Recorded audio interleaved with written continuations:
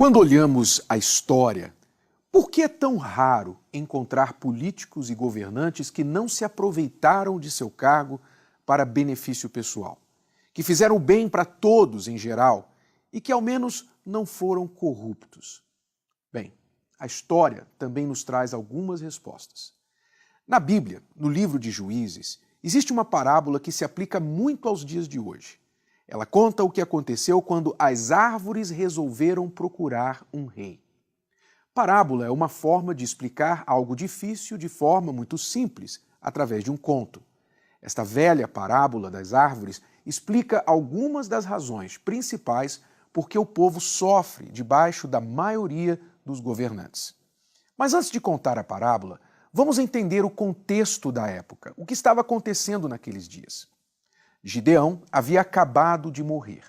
Ele foi um grande líder que libertou a nação de Israel das mãos de vários inimigos. Enquanto ele viveu, houve paz em toda a nação. Este fato sempre se repete: tal o líder, tal a nação. Aconteceu que, depois que Gideão morreu, um de seus filhos, Abimeleque, quis reinar no seu lugar.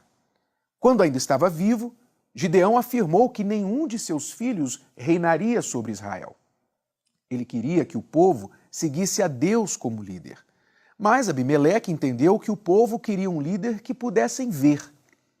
Tomado de ambição pelo poder, este filho de Gideão, Abimeleque, queria o trono da nação só para ele. Só havia um problema: Gideão tinha muitos outros filhos. Então, vendo em seus irmãos potenciais concorrentes, Abimeleque armou uma cilada para eles e os matou a todos de uma só vez. Só um conseguiu escapar: Jotão, o filho caçula de Gideão. E foi ele, Jotão, que fez um alerta severo ao povo de Israel sobre o que estava prestes a acontecer se eles permitissem que Abimeleque reinasse. Foi aí que Jotão contou para o povo esta parábola. Uma vez, as árvores resolveram procurar um rei para elas. Então disseram à oliveira: seja o nosso rei. E a oliveira respondeu: para governar vocês, eu teria de parar de dar o meu azeite, usado para honrar a Deus e aos homens. Aí as árvores pediram à figueira: venha ser o nosso rei. Mas a figueira respondeu: para governar vocês, eu teria de parar de dar os meus figos tão doces. Então as árvores disseram à videira: venha ser o nosso rei. Mas a videira respondeu: para governar vocês, eu teria de parar de dar o meu vinho, que alegra a Deus e aos homens. Daí então todas as árvores foram pedir ao espinheiro: venha ser o nosso rei.